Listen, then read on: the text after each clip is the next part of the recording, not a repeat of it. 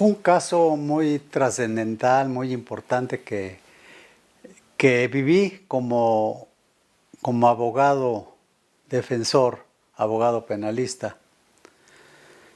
Fue un asunto donde sucedieron unos homicidios en la comunidad de Atitalaquia, en el lugar conocido como el Dendo.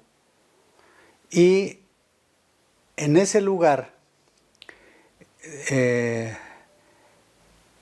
ya antes había habido una expropiación y venta de terrenos para instalar la nueva refinería de Tula. Entonces, con ese motivo, pues la gente del lugar recibieron indemnizaciones por sus propiedades que habían dejado para la refinería. Y una pareja de señoras tenía dinero y tenían borregos y el señor pastoreaba sus borregos. Pero resulta que al mismo tiempo que estaba ya la indemnización y que sabía la gente, el pueblo, el común del pueblo sabía que tenían dinero, la señora y un hijo de ella se iba a casar y la señora había hecho una contratación con dos albañiles, un señor Alejandro Leiva.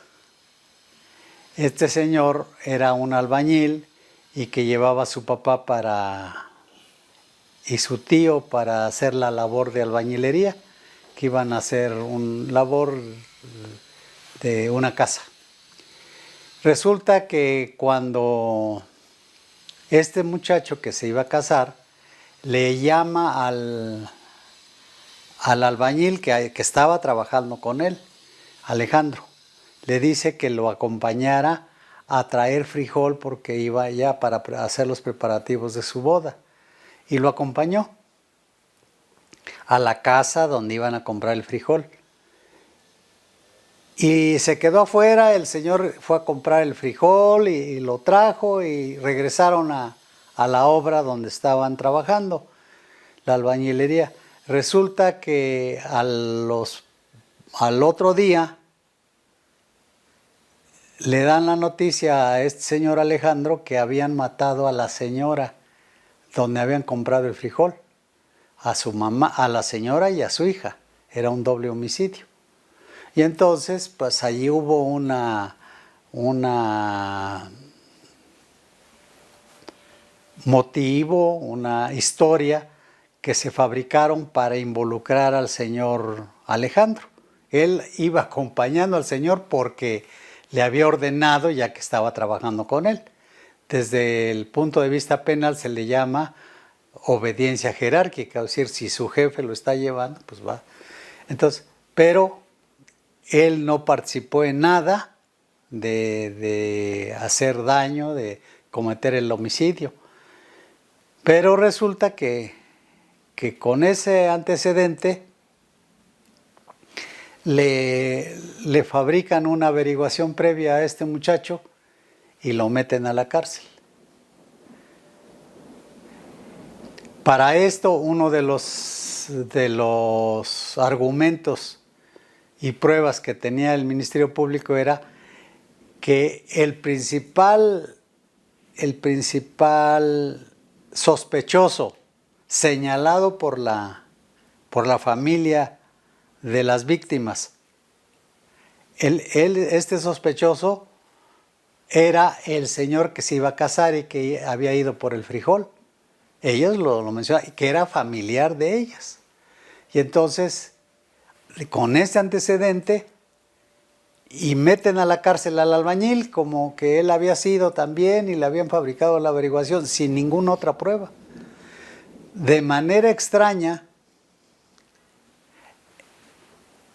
el principal sospechoso, el que se iba a casar y que habían ido a comprar el frijol, este señor, en un lugar X, en una habitación, grabó un video. En ese tiempo ya empezaban a circular los disquetes con los videos.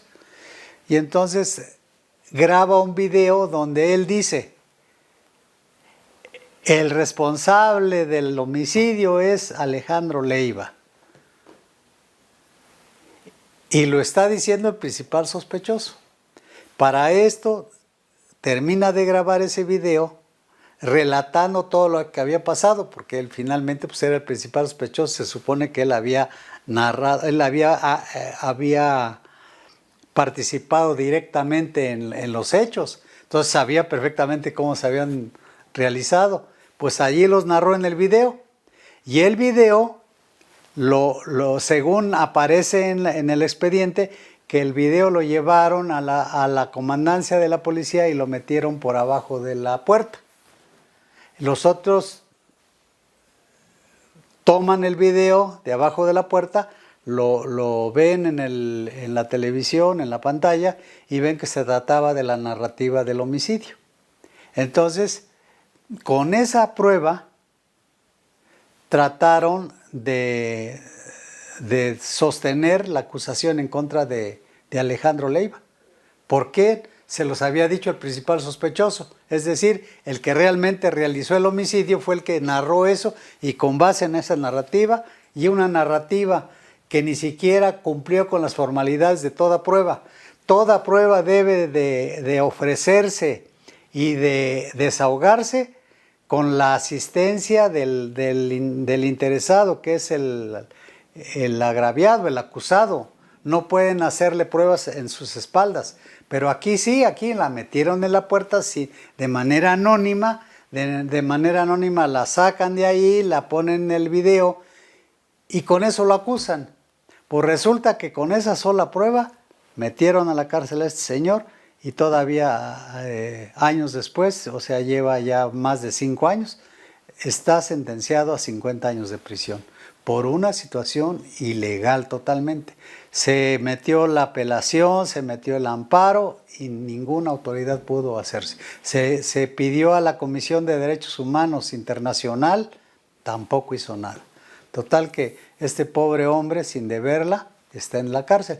Posteriormente a esa situación, agarraron, porque para esto agarraron al este señor del que se iba a casar, al principal sospechoso, el que hizo el video, lo habían metido a la cárcel y luego lo sacaron. Porque como él había dicho quién había sido, con en medio del video, pues él estuvo exonerado de eso. Posteriormente dieron vuelta a las investigaciones y ahora lo metieron a la cárcel a él también, pero se llevó de corbata al otro señor que nada debe, que es Alejandro Leiva. Esa es la historia de una ilegalidad, de una falacia que se ha hecho en contra de esta persona que sin deberla está en la cárcel.